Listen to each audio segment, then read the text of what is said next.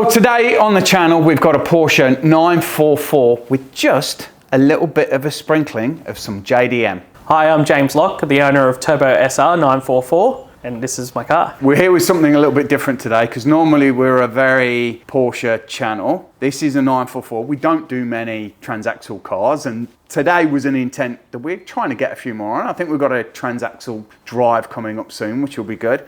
But this has got a little bit of a sprinkling of JDM on it as well. It sure does. So this one here, hence the Turbo SR that we've got stickered on the side as well, just sort of gives it away a little bit. Yes. So this 944 has been engine swapped with a SR20DET. It's still running all the factory transmission back, so it's still transaxle, it's just had a change of heart. Now, for us that are not JDM experts, where does that engine come from? What cars? These engines come from the Nissan cars. So Nissan Pulsars had them, 180SX, S13s, S14s, S15s. There's lots of variations of them. This particular motor is a black top that came out of an S13 and it's had a T28 turbo swapped out of the S15 put on it. So that's about the only upgrade this motor has at the moment, still factory. So horsepower, this sounds like there's probably a little bit of an upgrade here. I'm scared to ask what that is. 944s, what were they originally? The original, the 2.5 litre, was 147 horsepower. The SR20 from factory, which this one still kinda is about 201 horsepower from factory. So that's a step up. Just a little bit. Might have a little bit more than the 201. So it's still a factory turbo, but it's from the S15, so the later model. Okay. So it'll make a little bit more, wheels a little bit easier, which we'll find out a bit later. So this is pretty much as you got the car? Yeah, so as it sits now is how I got it. So all the decals, the wheels, so they're Porsche three-piece Speedline wheels. So 9.5 on the rear, 8 on the front, 16s.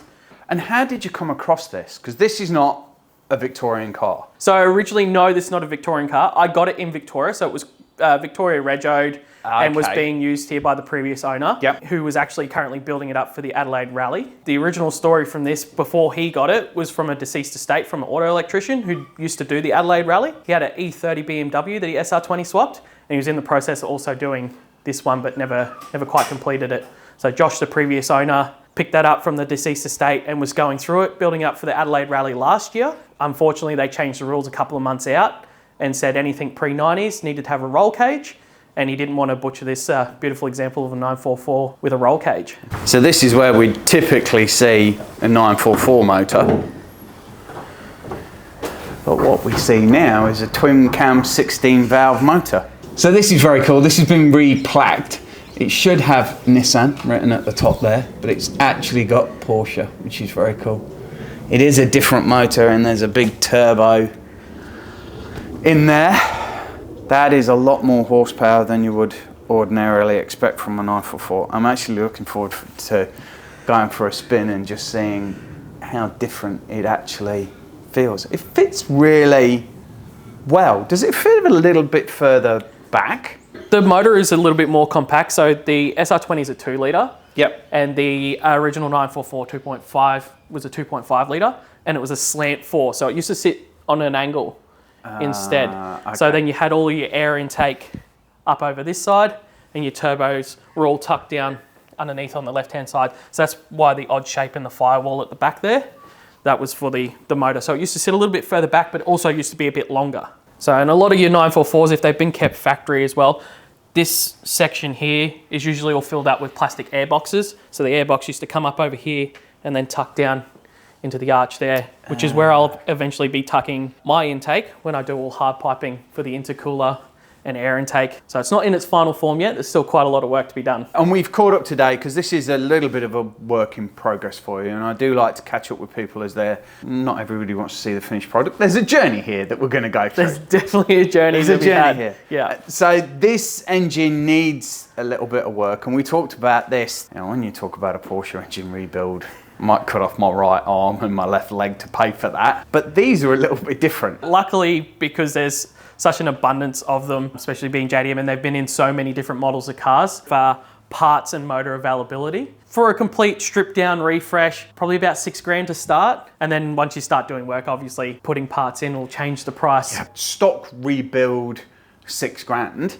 to 10 grand. That is absolutely brilliant. Let's all assume that there'll be some forged parts, and by the time you've got it open, you may as well just start entertaining yourself with whatever bits. But by that stage, you've spent your money, and now you're just upgrading the parts. Yeah, definitely. So it does make it a little bit more accessible for an upgrade path and changing bits and pieces as you go compared to a Porsche motor, especially with the limited availability on the factory Porsche motors.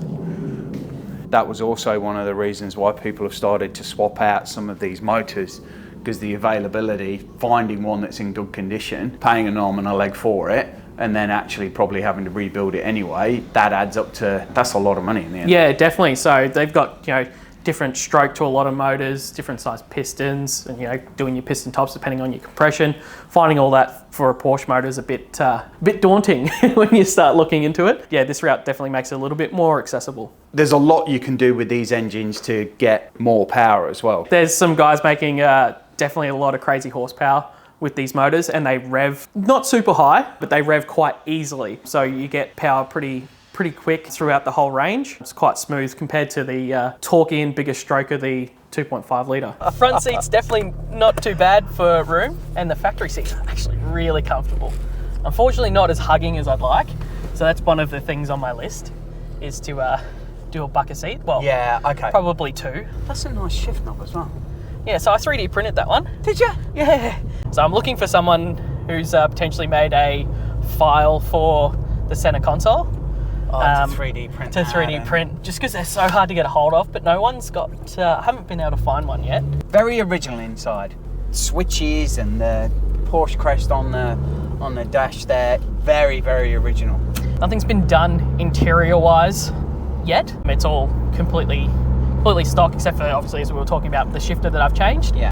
You can hear a little bit, I don't think the camera will pick it up, but you can hear a little bit of the flutter of the engine when so I haven't hit full any sort of boost yet, so that's just cruising. So we've only just been creeping over 2,000 RPM, and it's already got a bit of flutter. So it just shows you how quick that spools up. Yeah, I heard that flutter, and I was like, I don't think the camera will pick it up, but it flutters. Previous owner put conies in the rear and resprung the torsion bar. Okay. And it's had lowered springs and shocks in the front. So it sits a little bit lower. I could tell it was a little bit firmer and more solid. Yes.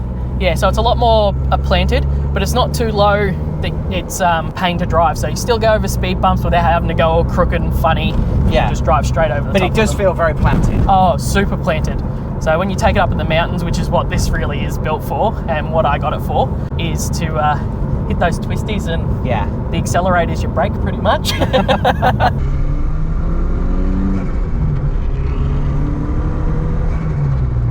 So I had a small electrical fire under the dash somewhere that I haven't been able to locate. So we talked about that. You said you had a small electrical issue. Yeah. You didn't mention the word fire. Well, I'm going to say fire because there was smoke involved, but there was no flame. The smoke didn't last very long. So something went kaput, made a bit of a stinky white cloud, and then dissipated. Because I've had a few incidents in the past myself where a wire's set on fire or something, and they make an enormous amount of smoke.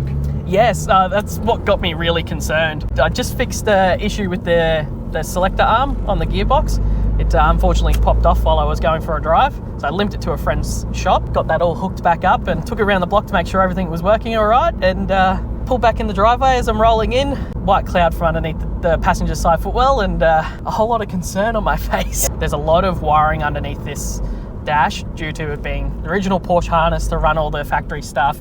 Then you've got the SR20 harness, which has been for the motor, all the running gear, which is then spliced into a Haltech 1500 harness as well. So it's all, there's a bit of wiring all underneath there. So my future plan is one of them will be gutting the wiring completely, and I'll be putting a PD16 to go with the Haltech 1500, and that'll run all of the electronics. I haven't made the decision whether I'm going to put a Haltech dash in instead of the original clusters. I really do like the original clusters. Yeah, they're kind of very dark brown and yellow, aren't they? Yeah, I like that. Yeah, so it's a colour scheme that I want to keep. Redo the seats, hopefully, most likely bucket seats, but similar sort of factory look. Maybe some houndstooth in the centre, and then I'm thinking probably yellow seat belts just to tie in with all the little yellow accents within the factory gauges. I think that would be cool. Yeah, so it's just a few little yellow accents here and there. So like I did on the shifter, I paint filled it, so it's yellow as well.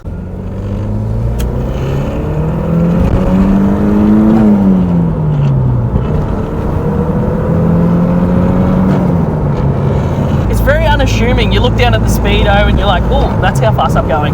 But it's definitely not a straight line warrior. You won't be beating a whole lot of, you know, you have a fair shake at it, but you won't be beating a whole lot of these more modern family saloons and stuff off the But a well-balanced car. But it's you get way in the better. hills. Yeah. Get in the hills and you leave them for dead. So we went for a mountain run a couple of weeks ago. Definitely left a few people behind once we hit the twisties. Surprised. Yeah. Exhaust at the moment, it's got a custom dump pipe from the back of the turbo, but then it's going back into the factory 944 exhaust at the moment. Yeah. So it's a little bit restrictive. In the very near future, actually, I'm just in the middle of trying to find the right person to do it because we need to tuck it up nice and tight. We're going to be going like a 3-inch exhaust with a Varex muffler, so we can keep it a little bit quiet when we do our cold starts and pulling back in at home late at night, so I don't annoy the neighbours too much. But it's a weekend car as well, so it's not like it's going to be all the time. And we should say this is all engineered. Yes, this is all engineered. So it was originally done in South Australia, all sorted out over there, and then came over here, and then it was just getting tickled up and tidied up and getting ready for the rally, which unfortunately it never got to see. But there's next to no body roll until you hit the corners really, really hard. It just stays absolutely flat. So I was originally in the market looking to buy another A80 Supra, because I used to have one when I was a bit younger. It was my brother's car first, and then I purchased it off him because he beat me to it. Scrolling through, looking for more Supras, and stumbled across this in the feed. It's like, oh wow, didn't think I'd ever be able to afford a Porsche. Never really seen a 944 before, so this was my my first ever introduction to them, was when I saw it on Facebook, and then went and met with the owner. He took me for a drive, and I had a bit of a steer and fell in love. It's like, I'm not getting a Supra, I'm going to buy this now. It's so much fun, makes all the right noises, rides quite comfortably. It's got that sound of that engine. Yeah, making all the right noises. Yeah, it does, yeah.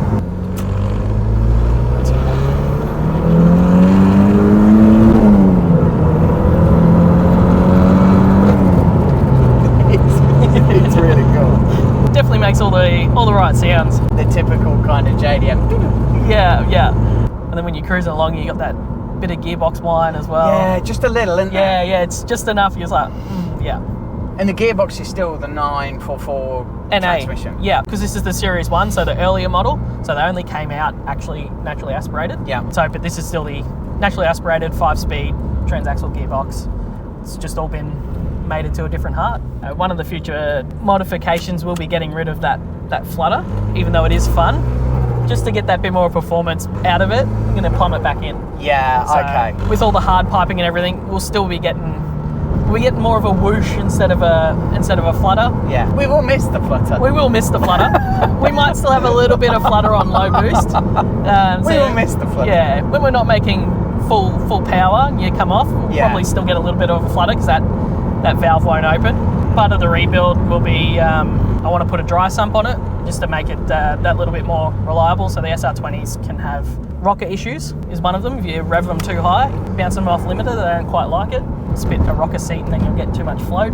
And then they can also have a little bit of oiling issue in the earlier ones. They fixed it in the later models. They made the pickup a little bit bigger, just for clearance issues. So the sump on this has been modified to fit over the K-frame to get that clearance.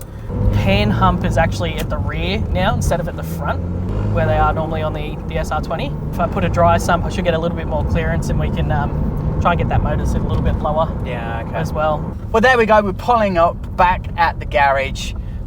We've had a blinding time out with this, by the way. This has been brilliant. We have fluttered our way through this video. Absolutely fantastic. This SR in this 944, absolutely brilliant day out. Hope you've enjoyed the video. Please give it a big thumbs up and subscribe. Thanks, James, for this, because this has genuinely put a smile on my face for the rest of the day.